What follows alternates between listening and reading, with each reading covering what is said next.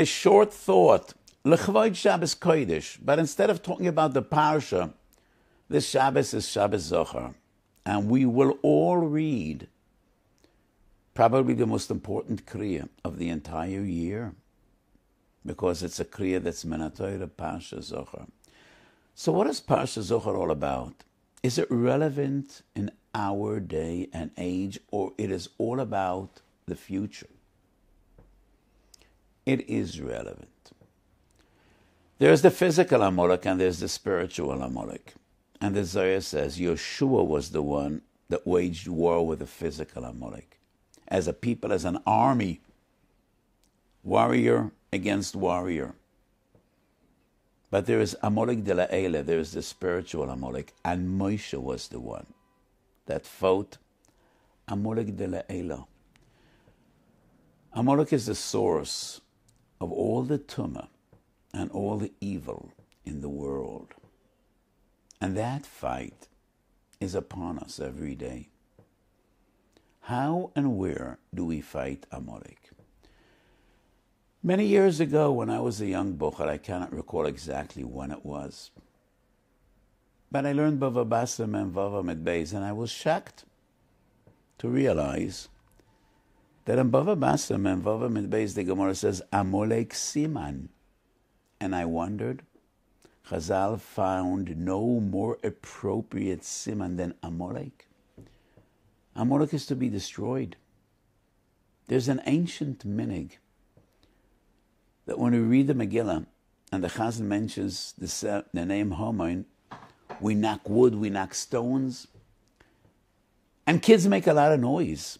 And the elders always become agitated and nervous, and some of them yell and scream, and it's sometimes very unpleasant in shuls. What is the origin of this strange minhag? I'll tell you what it is. So once upon a time, people used to write either Amalek or Haman on wood, on a rock. And when they mentioned Haman, they used to bang on that wood or rock to erase what is written. And in a way, that was a manifestation of Timche Zecha Amalek. So throughout the years, people actually forgot what this minig is about. And what we were left with is making noise, which doesn't really make sense. So yes, there was a very ancient minig to erase Amalek. So why do Chazal put him into Bava Basra Men Vov, where nobody would dare to take him out and erase his name? He has become part of Shas. I looked for someone that might ask this question, and I found Yugato Mitzos Rabbi Yankov Emden in his notes. He's a Oros, Hagos and Shas Bavli. And Rabbi Yankov Emden writes, that's the language Rabbi Yankov Emden uses. כך יעושה למנוול הזה, למשוך אותו לבית המדרש, לשבר את כוחו ולהוציא ממנו כל ניצוץ קדוש. And my understanding of this Rabbi Yankov Emden is, Amalek is everywhere. A smart army, a smart strategist, lures the enemy into the terrain, the topography that is convenient for him. And that is a military tactic that every talented commander is aware of. Where do we fight Amalek, the spiritual Amalek? In the theaters, in the movie houses, in the sports stadiums, in the internet. He is far more powerful than we are. And probably he will have the upper hand. We want to lure him into the Beis Medrash, because in Bava Basra Mem Vav, we will be victorious. Or in Bav Metzia Nun Vav, or in Bava Kama Samach Vav, or in Bruchas or in Zvochem. In the Beis Medrash, we are confident that we will overcome and we will prevail. Kach Yosel Lemenu Valazel Emshoch Oto LeBeis Medrash. Because Amalek thrives on Bitul Torah, and he is destroyed by Talmud Torah. V'yalochem im Yisrael berefidim. The Gemara Sanhedrin Kuvav Amid interprets refidim sherofu yadeim b'divrei Torah. And when they were lax in Talmud Torah, that is when Amalek attacked. He thrives from Bittul Torah. And he is killed by Talmud Torah. In Megillat Hazayin, the Gemara says, the Gemara is mafarish, the very end of Megillat Esther, Mordechai Yehudi, Ratzui leRoi Vechav.